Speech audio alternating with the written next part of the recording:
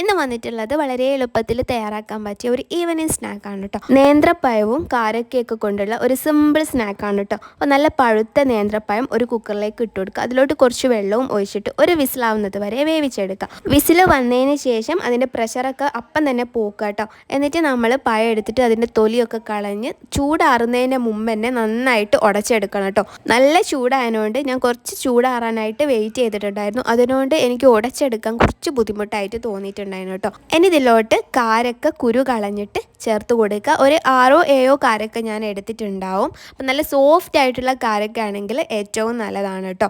അപ്പം അധികം soft അല്ലാത്തതാണെങ്കിൽ just ഒന്ന് ഉടച്ചു കൊടുക്കുക. പിന്നെ ഒരു 2 ഏലക്ക ജസ്റ്റ് ഒന്ന് നുറുക്കിയതും ഇതിലോട്ട് ചേർത്തിട്ടുണ്ട്. പിന്നെ ഒരു 1/4 കപ്പ് തേങ്ങ ചിരകിയത് ചേർക്കുക.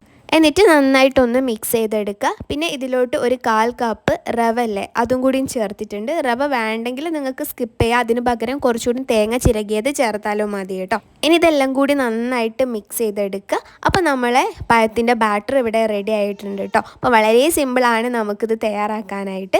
ഇനി നമ്മൾ ഒരു പാൻ എടുക്കുക, അതിലോട്ട് വെളിച്ചെണ്ണ ഒഴിച്ചു കൊടുക്കുക. എന്നിട്ട് നമ്മൾ ഉണ്ടാക്കി വെച്ച ബാറ്റർ ഓരോ ബോൾസ് ആക്കിയിട്ട് ഇതിലോട്ട് ചേർത്ത് കൊടുക്കുക കേട്ടോ. എന്നിട്ട് നമ്മളൊരു ഭാഗം അതിന് ശേഷം മറിച്ചിട്ട് വേവിക്കുക. പെട്ടെന്ന് തന്നെ വെന്ത് കിട്ടും. പിന്നെ ഹൈ ഫ്ലെയിമിലാക്കുന്നതാണ് കൂടുതൽ നല്ലത്. ഒന്ന് ശ്രദ്ധിച്ചാൽ മതി. അല്ലെങ്കിൽ ഒരു മീഡിയം ഫ്ലെയിമിൽ കേട്ടോ. പിന്നെ ലോ ഫ്ലെയിമിലാണെങ്കിൽ നല്ലോണം എണ്ണ കുടിക്കും. അതുകൊണ്ട് ഹൈ ഫ്ലെയിമിലോ അല്ലെങ്കിൽ മീഡിയം ഫ്ലെയിമിലോ വെച്ചിട്ട് പെട്ടെന്ന് തന്നെ വേവിച്ചെടുക്കുക കേട്ടോ. കരിഞ്ഞു പോവാതെ വേവിച്ചെടുക്കാം. അപ്പോൾ അടിപൊളിയായിട്ടുള്ള ഒരു സ്നാക്കാണ്. നമുക്ക് കുട്ടികളൊക്കെ സ്കൂളിലിട്ട് വരുമ്പോഴേക്ക് നമുക്ക് തയ്യാറാക്കാൻ പറ്റിയതാണ്. അപ്പോൾ എല്ലാവരും ഒന്ന് ട്രൈ ചെയ്ത് നോക്കുക. ഇഷ്ടമായിട്ടുണ്ടെങ്കിൽ ലൈക്ക് ചെയ്യുക, കമൻറ്റ് ചെയ്യുക, എൻ്റെ പ്രീവിയസ് വീഡിയോസൊക്കെ കാണാം കേട്ടോ. അപ്പോൾ നല്ല സോഫ്റ്റ് ആയിട്ടുള്ള ഒരു ഐറ്റാണ്. അപ്പം എല്ലാവരും ട്രൈ ചെയ്യുമെന്ന് വിചാരിക്കുന്നു. നിങ്ങളെ ഫാമിലിക്കും ഫ്രണ്ട്സിനൊക്കെ ഒന്ന് ഷെയർ ചെയ്ത് കൊടുക്കുക കേട്ടോ.